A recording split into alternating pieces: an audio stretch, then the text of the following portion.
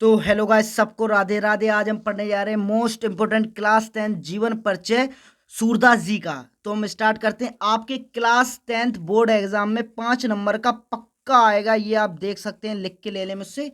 आपका अगर ऐसे लिखेंगे तो आपके 5 नंबर कहीं नहीं गए। हम स्टार्ट करते हैं। अष्टछाप के सर्वश्रेष्ठ कवि सूरदास का जन्म बैसाख सुदी पंचमी सन 1478 ईस्वी में आगरा से मथुरा जाने वाली सड़क के पास रक्ता नामक गांव में हुआ था। जो आगरा था उसके जो पास गांव था रोक्ता नामक, उसमें इनका जन्म हुआ था। अब चलो हम आगे देते हैं। कुछ विद्वान माने कुछ लोग इनका जन्म दिल्ली के निकट सी गांव में मानते हैं। कुछ लोग इनका जन्म दिल्ली के निकट एक गांव है सी, उसमें मानते हैं। सूरदास जन्मान थे या नहीं, इस संबंध में अनेक मत हैं। माने सूरदास जन्म कहीं पर हुआ कहीं पर नहीं हुआ, इनके संबंध में अनेक इनके मत हैं। आगे देखते हैं। ये बचपन से ही विरक्त हो गए थे और गौघाट पर रहकर बिन्ने के पद गाया करते थे। ये बचपन से ही अपने विरक्त माने होते हैं घर से, घर में, मतलब विरक्त माने होते हैं, विरक्त माने कह सकता गायब होना या भाजना, या मतलब छोटे ही से ये अपने घर पर नहीं रुके थे। विरक्त हो गए थे और गौघाट पर रहकर बिन्ने, एक गौघाट था जहां पर रह के ये बिन्ने के पद गाया, यहाँ पे देखो लिखा बिन्ने के पद गाया करते थे।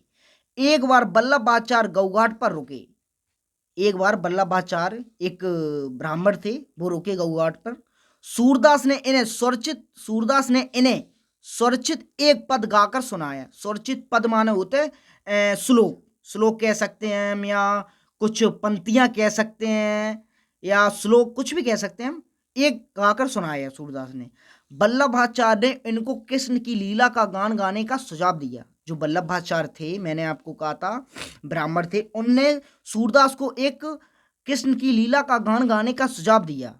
वल्लभाचार्य के शिष्य, और यह सूरदास वल्लभाचार्य के शिष्य बन गए। जो सूरदास थे वो, जब वल्लभाचार्य ने इनको कृष्ण की लीला का गान गाने का सुझाव दिया तो सूरदास ने वल्लभाचार्य को अपना शिष्य बना लिया। शिष्य माने गुरु कह सकते हैं आप। और कृष्ण की लीला का भी गान गाने लगे। कौन? सूरदास। सूरदास जी कृष्ण की लीला गान भी गाने लगे, और वल्लभाचार्य के शिष्य भी सूरदास थे। अब अगर क्वेश्चन में देखो, क्वेश्चन में आ सकता है कि सूरदास किसके शिष्य थे, तो वल्लभाचार्य के। ठीक है, आगे हम स्टार्ट करते हैं। वल्लभाचार्य ने इनको गोवर्धन पर बने श्रीनाथ जी के मंदिर में कीर्तन करने के लिए रख दिया। जो गोवर्धन था उस पे वल्लभाचार्य ने जो सूरदास से उनसे कहा आप इस मंदिर में कीर्तन करने के लिए रख दिया, माने कीर्तन करने के लिए जाइए। और वल्लभाचार्य के पुत्र विठलनाथ ने अष्टछाप के नाम से सूरदास साइड 8 कृष्ण भक्ति कवियों का संगठन किया। जो वल्लभाचार्य के पुत्र थे विठलनाथ ने सूरदास माने अष्टछाप के नाम से और सूरदास के भी नाम से साहित्य 8 कृष्ण भक्तियों का संगठन किया। माने अगर क्वेश्चन में आ जाए कि 8 कृष्ण भक्ति कवियों का संगठन किया, किसने किया, तो वल्लभाचार्य। ये देखो वल्लभाचार्य के जो पुत्र हैं, ये क्वेश्चन वेरी वेरी इंपॉर्टेंट है। अगर क्वेश्चन में आ जाए कि आठ कृष्ण भक्ति कवियों का संगठन किया, किसने किया, तो वल्लभाचार्य के पुत्र विठलनाथ ने किया। देख सकते हैं आप, किया। इनकी मृत्यु गोवर्धन के पास पारसौली ग्राम में सन 1583 ईस्वी के लगभग हुई। माने जो सूरदास जी की मृत्यु है वो पारसौली ग्राम, ग्राम माने गांव भी कह सकते हैं, सन 1583 ईस्वी के लगभग, माने किसी को कंफर्म नहीं मालूम कब कब हुआ, पर लगभग इसके एटे पेटे हुआ। तो हम अब कुछ इनकी रचनाओं की बात कर लेते हैं आपके सामने। इनकी देखो, मैं आपको इनकी रचनाएं बता रहा हूँ, मगर एक पंक्ति भी मैं बताऊंगा, उसमें इनकी रचनाएं आ जाती हैं। देखो इनकी रचनाएं, इनकी देखो रचनाएं। इनकी रचना पहली सूर सागर, सूर की सारावली और साहित्य लहरी, ये इनकी मोस्ट इंपोर्टेंट रचना है। अब मैं इनकी कुछ पंक्ति आपको बता दूं, जो रचनाएं से आप अगर ये पंक्ति कर लें तो मैं कह रहा हूं आपको रचना भी याद आ जाएगी। देखो एक पंक्ति है इनकी मोस्ट इंपोर्टेंट प्रसिद्ध है, साहित्य लहरी, साहित्य लहरी साहित्य लहरी सूर सागर, साहित्य लहरी सूर सागर और सूर की सारावली।